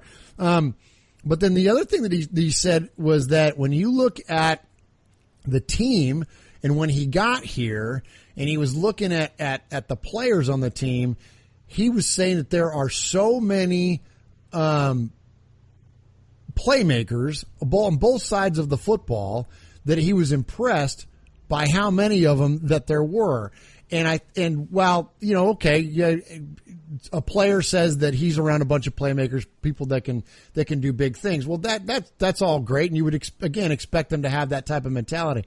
But then you look at the teams that he's played with, and if you look at the roster of that Green Bay Packers Super Bowl team, so he's comparing what he's seeing now to Aaron Rodgers, Donald Driver, Greg Jennings, a young guy named Jordy Nelson who used to play in the slot, James Jones, an amazing offensive line. You go to the defense, you're talking about B.J. Raji, Clay Matthews, A.J. Hawk, Tramon Williams, Charles Woodson, Nick Collins. That team was loaded with talent. Those Green Bay Packers teams back during that time were absolutely loaded. And so here you got this guy that was a part of those teams. He's coming now to the Raiders and he's saying, man, this team's loaded. Like this Raiders team, we got a lot of playmakers. That's pretty friggin' encouraging, is it not? Like, I think that's if you're going to take someone's opinion based on their perception, and he's got that base, and that's what his source material is, man, that's pretty strong endorsement, I think, of the Raiders. One of his quotes stated, "We have in every position guys that can go get the ball, make plays. There are a lot of teams that wish they had the kind of weapons on both sides of the ball." He also stated this, which I think is more telling. "Watching film on this team from last year, a lot of close games that could have gone either way, that's the nature of the NFL. But the things we are doing are the little things that will win you those games." So, yeah, I dig his comments. I dig that an outsider coming in, has history, has been around successful teams, is seeing the leadership, is seeing basically everything that should be there. And eventually, I think we have to get to the point, Murph, where it's not novelty anymore to hear people talking about the Raiders. Like, they're good. They're good. And we have to expect them to be good and expect them to do good things. And I think this is going to be the learning curve for us as fans to watch this team now. Instead of watching the game and hoping they don't lose it by the second quarter, we're watching the game to see them win and to put the game away by the second quarter, right? It's almost the Raiders have done a 180. We're used to being out of games by the first, second quarter. Yeah. Now we should be putting teams out by the first, second quarter, right? Why are we letting these teams hang around? Why were we in so many close games? And according to Del Rio and McKenzie, their philosophy was simple. You learn how to compete, then you learn how to win close games, then you learn to win. And so are we moving to that final tier 3, if you will? We were competitive, right? 2015, we started being competitive. 2016, we started winning close games. Now it's 2017. We have all the weapons. We have a killer offensive line. We brought in John Pagano. And so are we going to start really learning how to win now? And so, yes, it's cool that Newhouse said this. But eventually, and I'm including myself in this because I'm like, yeah, he said something nice about the Raiders. But eventually, we have to expect that. And that's going to be the norm, right? Especially if we start out 6-1, 7-2, you damn right he said something nice about the Raiders. That's our team right now. That's our culture. If he didn't say something, kick him off the team, right? And so I think that's going to be harder for us as fans to get used to that because I'm like you. I'm still the fanboy at heart who thinks the Raiders are awful. And, oh, man, this guy really said this cool thing about the Raiders. Isn't that so freaking cool? You know what I'm saying? Yeah. When are we going to move past that as fans?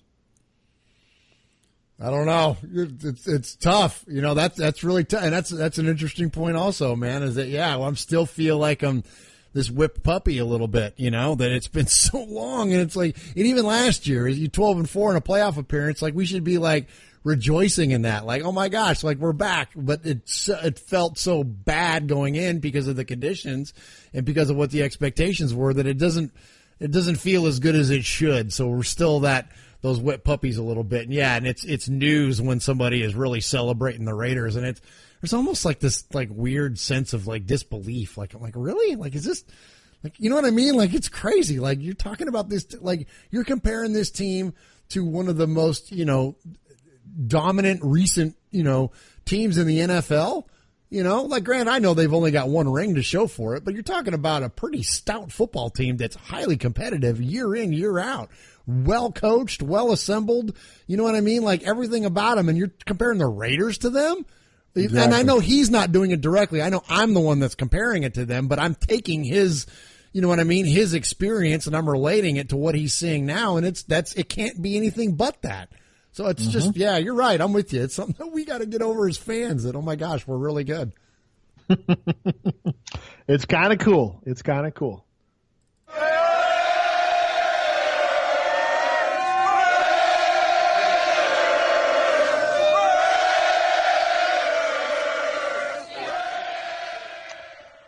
The Raiders will be attending Game 5 of the WWF Championship.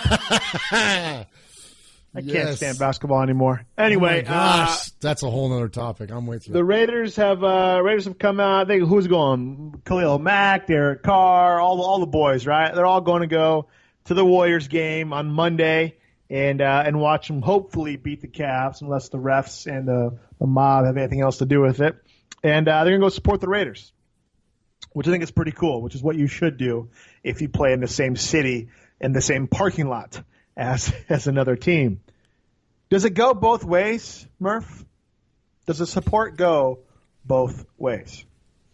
You know, there's been an odd dynamic going on in the Bay Area the past handful of years. This whole Bay Area Unite thing, you know, where to me I felt like it was almost an excuse for people to go to Giants games because the Giants have been so good. You know, you won 3 World Series in 5 years. I mean, they were the pinnacle of baseball for a while. And so you had guys like Klay Thompson and whatever, you know, wanting to be associated with that. And, you know, as you should want to be. I mean, I get that, but it was almost like it was like, okay, well, I play in Oakland. I should be an A's fan, but I want to support this team across the water too. So we're going to call it #Bay Area Unite, and we're going to go over there. We're going to go to the Giants games. And so I kind of get the sentiment behind that, but ideally, yeah, you would think that, you know, the Raiders, the Warriors, and the A's would all kind of be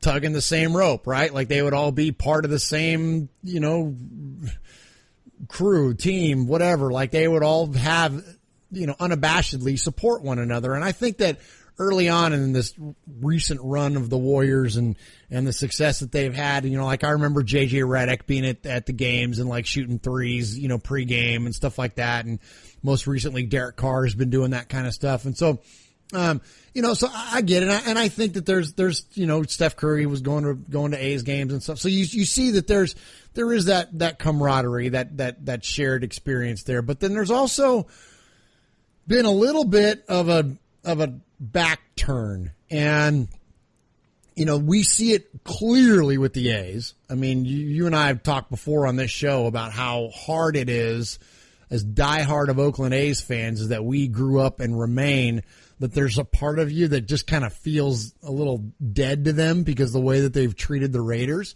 and the way that they've not only have they turned their back on us a little bit as fans by, you know, mortgaging every player that we've ever, you know, liked. But the way that they've treated the Raiders has just not been fair, and their participation and even their exploitation of the fact that the Raiders have decided to move to try to benefit and market themselves better.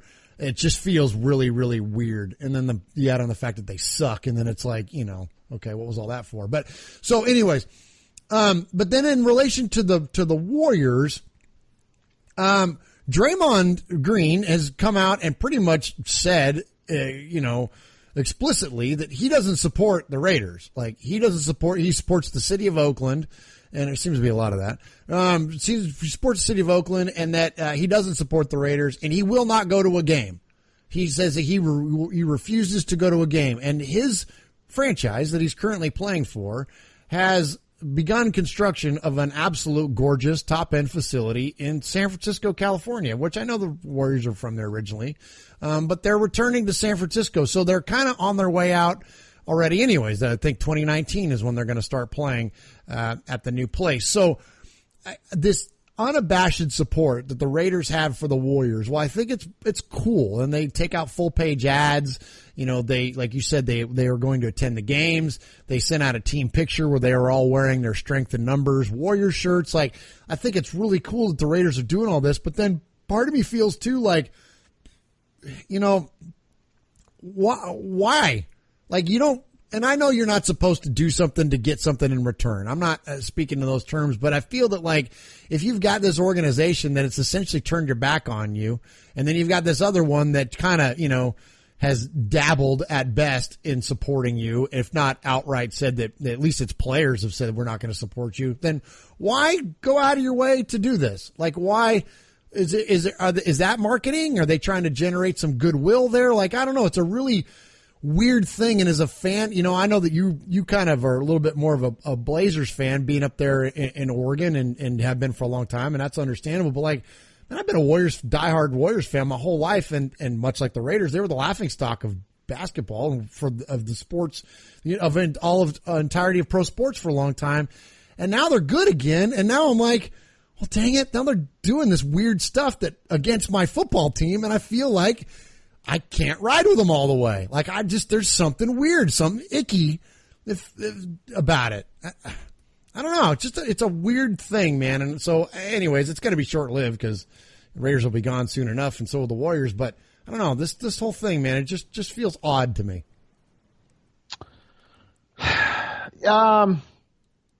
If you had a chance for a free ticket to go see allegedly one of the greatest players of all time in basketball, but more or less, if you had a chance for a free ticket to go to the finals, the NBA finals, and you're a young guy in your 20s, and you're going to sit probably in the front row or very close to the front row and probably get free food and drinks for the whole entire event, you going to pass that up? No, but I think my question is more not what the players participating in is. I think it's the organization. I think that's the part of it that I don't understand. That's where my wires get crossed. Is that organizationally? I'll give you an example. I live outside of Nashville. The hot ticket right now in Nashville is the Predators playing in the Stanley Cup Finals, right? They come in as an 8th seed. They come out of nowhere. They start knocking off the best teams in hockey, and now they're down 3-2 in the series, but they're in a position to where they very well could win the cup, okay, which would be monstrous for Nashville. One of the Predators' most high-profile players is PK Subban. He's awesome. They got him in a trade last year for another high-profile player that we had here for the Predators. But anyways, my point is that when PK Subban came in, one of the first places that we saw him was at a Titans game. The Titans do this thing where they have a celebrity come out and they plant a sword at the 50-yard line, and then they hype up the crowd and stuff. PK Subban comes out with his number 76 jersey, Titans jersey, plants the sword in the middle of the field, rips his shirt off, chugs a bottle of water, and starts swinging his jersey around the top of this amazing, unabashed support for the football team that he hadn't even, taken a face off yet for the hockey team that he was going to play for. And it was just such a cool show of support. And then the converse of that is that now that the Predators are in it, the Titans offensive line is showing up at the games, chugging tall boys, holding up catfish. You know what I mean? You see Mariota all over the place. You see you saw Malarkey the other day at the Titans OTAs. He was wearing a Predator shirt, and when they broke down their huddles, they did 1, 2, 3, go Preds. There's this amazing support for this one another, and it's genuine. So what are the Raiders doing? Is that genuine? I don't know. And to me, that's the part that's weird, is that being in the middle of all this stuff here lately, that locally where I live, it's genuine, man. There is no doubt that these guys all truly support one another. You see the Titans are tweeting about Predators games like crazy, and it's just like everybody's holding hands and singing Kumbaya. I don't feel like the Raiders are experiencing that same thing with the Warriors. I feel like it's incredibly one-sided. It's incredibly one-sided with the Warriors. It's incredibly one-sided with the A's. And I think the Raiders need to knock it off. I think the Raiders need to just be to themselves and just, you know what I mean? I don't know. I could be wrong.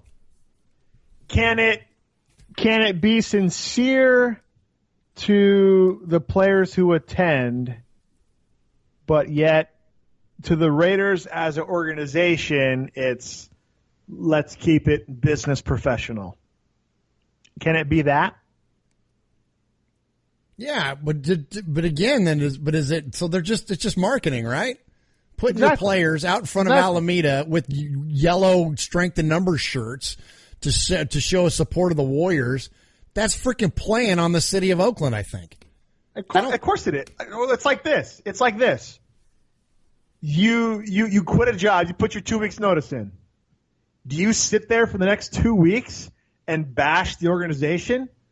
Or do you simply say, time to move on? You do the professional route. Because if you don't go the professional route, you look like a chump, you look like a jackass, and you look like the problem. You look like Draymond Green.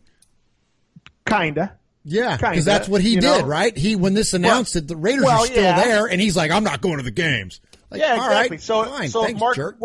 what's Mark Davis going to do? You guys can't go to the games? I mean, what's he really going to do, right? So I think, in all reality, Mark Davis is encouraging them to go to the games. He probably bought them the freaking tickets. Who knows, right? You know what? That's a good counter. Yeah, I mean, he might. Yeah. I mean, yeah. It's essentially the Raiders put their 2 weeks notice in to the city of Oakland. Hey, you got 2 years. We're gone. And so what are they going to do? Piss on the fan base while they're there? Of course not. This doesn't surprise me they're there. And it also doesn't surprise me that the A's are being jack faces and the Warriors are being jack faces. The Warriors, I'm surprised everybody gives them such grace. If you're from the Bay Area, there is a distinct definition between San Francisco and Oakland. And anybody who denies that, I'm sorry, you're denying reality. It's San Francisco is the uppity white collar, and then there's freaking Oakland. Don't go across the bridge. And everybody thinks that, the Warriors are still in the same area. Bull freaking crap. They're known as the city.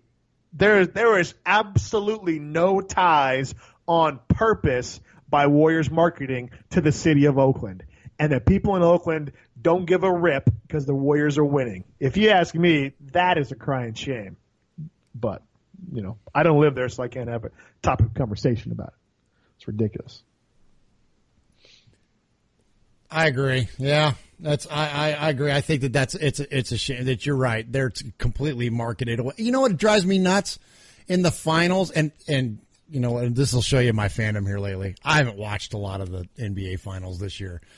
You can call me a bad fan, call me what you want. I've had other interests, and especially the way that hockey has taken over my fandom. I mean, the Stanley Cup finals have gotten my interest in a next level. I love it. And so does everybody else in Tennessee and in the South. But, so I haven't watched a lot this year, but last year and the year before, it would drive me nuts when they would show overhead camera shots of Oracle, and they would bury Oracle in like the bottom of the screen and then look out and show out like away from it. Like where they wouldn't even, you know what I mean? Like they wouldn't even show it, or they'd show shots of San Francisco like coming back from the break. I'd be like, what are you doing? Like this is not, you know what I mean? Or like it's the same thing with the Santa Clara Stadium. They call it the Super Bowl in the San Francisco Bay Area. No, it's not. It's freaking Santa Clara. It's more San Jose than it is anything else. It's not San Francisco. It's so stupid. So I'm with you on that. And I know that a lot of, whether it's, the Giants and Jets don't play in New York. Okay, I get it. All right, and I get it. And they're across the river. They play in New Jersey and all that. And there's plenty of evidence of that where these stadiums are, they're not in Dallas, right? You know what I mean? They're not slam dunk in the major metropolitan area. But the difference is that they're not competing. Like you don't have that competition there. And I guess you could say with the Warriors, because there isn't another basketball team that it's not, it's not A's Giants. It's not Niners Raiders. It's because the Warriors are the only game there. I guess it's a little more understandable, but I don't know, man. It's just, let's say this, because I don't think that we could probably sit here and talk about it all night and probably never come up with anything definitive. But so let me ask you this. Is there another dynamic like this in any sports city? Like, is it, if you look at, LA, or you look at, any of the other major markets, you look at Houston or there might New York, be, but we're not close to it. So I couldn't tell you. Yeah, that's true. All I know is when I grew up in that area, in the Bay in Northern California, there was no either or for me. It was you're an Oakland fan or you're a San Francisco fan. And because my dad was more of a Reggie Jackson, Ken Stabler fan, that's the side I chose. So that's the hood, if you will. That's the side of the tracks I came from, was the A's and the Raiders. And the Giants and the Niners, I couldn't stand. I hated them. You're a little different. You kind of like the Giants and the A's, but you still hate the Niners, which I don't understand. I don't even think you should host the show because of that logic that you use there. But to me, there's a stark contrast. To me, there's a stark contrast. You're either A's, Raiders, or you're Niners, Giants, and there's no love loss between the two, as we've seen with both teams, right? Who stopped the freaking A's from moving to San Jose, right? Who stopped them from moving to San Jose? The freaking Giants did. After the A's gave the stupid Giants the rights to San Jose. Like, it doesn't even make, you can be so pissed off about it, you know? And we all know the Niners and freaking Raiders, right? Niners fans, don't go to Oakland, you get to fight. They're all thugs out there. Like, get out, kick rocks. You don't even have a team no freaking more. Your team's in Santa Clara drinking freaking wine. So give me a break, dude. Give me a break. Anyway. What are we talking about? Let's get to a voicemail. Just drop it. After reviewing the play, the quarterback's arm was going forward. I think the tuck rule is a crock personally. Okay. January 19th, 2002. Never forget.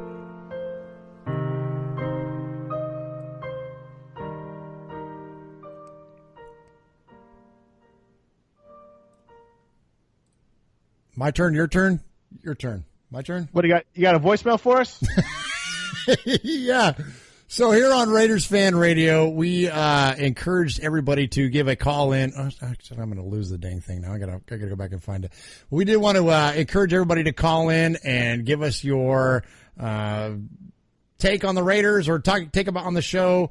Pick me up here, Sonny. I got to find this darn thing. I lost it. So we asked people to call in. What is it? 909-949-321 Dago, something like that. I don't know. Josh knows the number. 909-345-3346. Yeah. That's the number. Anyway, so we encourage interaction. We want to know what the community. We want to know what people are thinking. You know, you're not going to talk to us when you call in. Just call in, drop your thoughts, drop your name, drop where you're from, and we'll play the voicemail on the show. It's not something we've promoted well over the past several months, but we definitely want to promote it more as we go forward, and we also want it to be the vent line when the season starts. So if you want to call in and praise the Raiders, you want to call in and bash the Raiders and all your pissed offness, whatever, we'll play your voicemails live on the show, on the next upcoming show and stuff like that. So I believe, Murph, we have one from this last week, don't we? Yes, we do, and here we go. I love the Raiders. I'll always love the Oakland Raiders, and I'll always root for the Raiders, but I will never root for the Las Vegas Raiders. And Carr, you're going to look good in San Diego blue next year. Bye. Did that mother effer just say Carr is going to look good in a Chargers jersey next year? Yeah, let's listen to that one more time. Okay. I love the Raiders. I'll always love the Oakland Raiders, and I'll always root for the Raiders, but I will never root for the Las Vegas Raiders. And Carr, you're going to look good in San Diego blue next year. San Diego blue next year is what he says, yes. Get the bleep button ready, Murph? You going to go F-bomb again? You got the bleep button ready? Go ahead. So far, we're not getting the kind of calls we want. First off, leave your name. Like, that's two in a row now. Yeah, we got guys. Yeah. We're so thankful for you calling, but leave your name, man. Tell us where you're from. Yeah, leave your name. Appreciate the phone call. Leave your name. Quit being a little wimp. And Carr in the blue, what's he thinking? Carr's not going to sign the contract, and San Diego is going to entice him away? Give me a friggin' break, dude. That's a horrible take. Horrible take. That's all I got to say about that. Murph, anything else on that one? Well, okay, so I tried to wrap my brain around what this guy was trying to tell us, and if you think the Carr is, first off, they're not going to be San Diego anymore. They'll be Los Angeles blue. But if you think they're going that maybe, like, he would get an extension or something and then not want to go to Vegas and so stay in California and sign with the Chargers. Like, I don't know, like, I tried to, like, think of some scenario where that would make sense. But then in the call, he says clearly next year. So that's not going to happen. And then the other part, I'm a Raider fan. I root for the Raiders. I always root for the Oakland Raiders. I'll never support the Las Vegas Raiders. Okay, fair. We've heard that before. But again, with these calls, like, give us a little bit more than that. Does that mean you're not going to be a Raider fan, period? Or are you just not going to condone or accept the Las Vegas portion of this? Like, are you still going to be a football fan? Or are you going to You know what I mean? Like, what part of your fandom are you cashing out on? So I don't know. So anyway, again, thank you for the call. But please, if you want to leave us a voicemail, it's 909-345-3346. Tell us your name. Tell us where you're from. And then leave us your take on the Raiders or the show, or if, Sonny, we want to give anybody anything specifically to call in about, and then we can talk about it on next week's show. Yeah, that guy already got too much play on our show. Moving forward, Murph. Quick question. Okay. Not David, not Darren, but does Derek Carr become the first $25 million man in the NFL?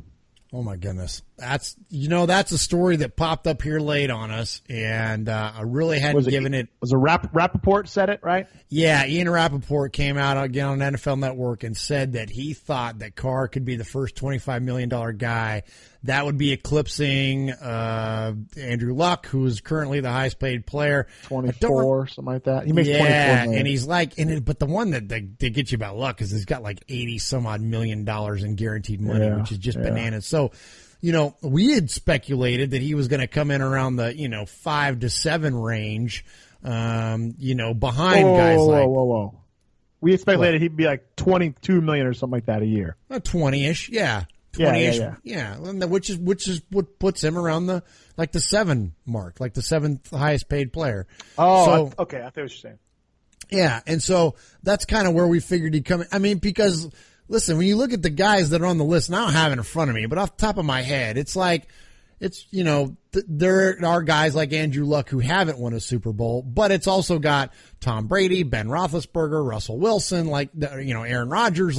It's guys that have got rings, and Derek Carr doesn't have a ring. So, he doesn't automatically, to me, qualify to be that top 5 guy, but heck, maybe he is. I mean, we've certainly, if you look at what he's going to project to and what we think that he's going to do with his career and the way that he's grown in ability, second year over first year and third year over second year. I mean, he's getting better and better and better. So if he keeps tracking this way, I mean, he's tracking to be the not only the face of the league, but one of the premier players in it. So, is that worth $25 million a year? I don't know. That'd be interesting to see. The only thing that makes me a little nervous about it is that, look, I never talk about another man's money, right? But unfortunately, that's part of what you almost have to do at the way that when you explore the sports landscape. I don't begrudge him a bit. If he gets paid $25 million a year and he gets 100 guaranteed or whatever, God bless you, Derek Carr. I don't begrudge him one bit. But does that impact the Raiders' ability to continue at the rate they have been of building the team with depth in free agency and signing the likes of Kalichi Osemele and you know what I mean, and Bruce Irvin and all the guys that have done so well and have been such excellent free agent signings? Is that going to hamper that ability going forward? I mean, because if you're going to give Carr that kind of money, if you're going to make Derek Carr the highest paid quarterback in the NFL, you better be prepared to make Khalil Mack the highest paid defensive player in the NFL. And if you're going to do that, then, then you got Gabe Jackson and you got Cooper coming up. And so all of a sudden you start talking about a lot of money in 5 or 6 guys. And then, that's going to kill the cap. So I don't know. What do you think? I think the same thing. We think we talked about this a couple of shows ago when we talked about what he's going to come in at. As long as the Raiders don't hinder their ability to pick up other players, pay the man what you think he deserves. I don't like to, and I guess this is just the NFL. I don't like paying him $25 million a year when he hasn't even won a playoff game yet. Now I know that might come across as slandering the king, so to say, but he hasn't won a playoff game yet. His trajectory is through the roof, right? We can't even see his ceiling at this point, but he hasn't won a playoff game yet, and we're going to pay him $25 million a year. That has me a little worried, and maybe they work that out in incentives. Maybe they don't give him so much, on paper, $25 million a year. Maybe it's $20 million a year with incentives of winning playoff games to be $25 million a year. I trust McKenzie in the process. I trust Derek in the process. I think Derek's smart enough to know that if he's getting all the money, then they can't sign people to give him a good team. And I don't think he's that selfish of an individual where he's going to hamper the whole entire team, kind of like Flacco did with the Ravens, to where they can't sign anybody. So I trust the process, and when he signs it, he signs it. And I'm tired of talking about it. I'm tired of everybody having their own freaking thoughts about it. It's like let the people do their thing, and we'll move forward, and we'll see what happens. Yeah, let's hope it gets done. That way he doesn't have to, because he said already that he's not going to talk about it anymore, and after training camp starts, and rightfully so. But man, that as far as media goes and coverage goes, it's going to be nonstop, dude, with this freaking contract thing. And I almost, as a fan, I almost just want it to be done. That way we don't have to talk about it anymore. I hear you. You want to talk about something really cool? Battlefront 2 free DLC. Oh, yeah. Really? That's interesting. The whole thing? I know. The whole thing. Free DLC. Battlefront 2. Wow. That pretty much sign up for my pre-order there. There you go. All right. Thanks, everybody, for tuning in to this late night with Raiders Fan Radio. Check us out. iTunes, Podcast Addict, Stitcher, Overcast, anywhere you search for podcasts, we are there. Website's RaidersFanRadio.com. Some partners of ours is RaiderRamble.com. We post some of our commentaries on their website. Excellent website for articles. The Winter Report, Scott Winter. Good stuff. And Ted Wynn's site, RaidersAnalysis.com. He breaks down film like nobody else. Thanks for tuning in. Murph, any last words before we go? That's all I got. Go Raiders. You sure don't have anything else, Murph? I want to give you a fair time. We'll make sure I get a fair share of time. No, that's it. That's all I got. Go Raiders. Do you have any bits you want to put out there? I know people love your bits. You want to talk about Train? I know your favorite band is Train. You want to talk about Train at all? No, I don't want to talk about Train at all. And again, Raider Nation, as always, it's Raider Nation, wherever, forever.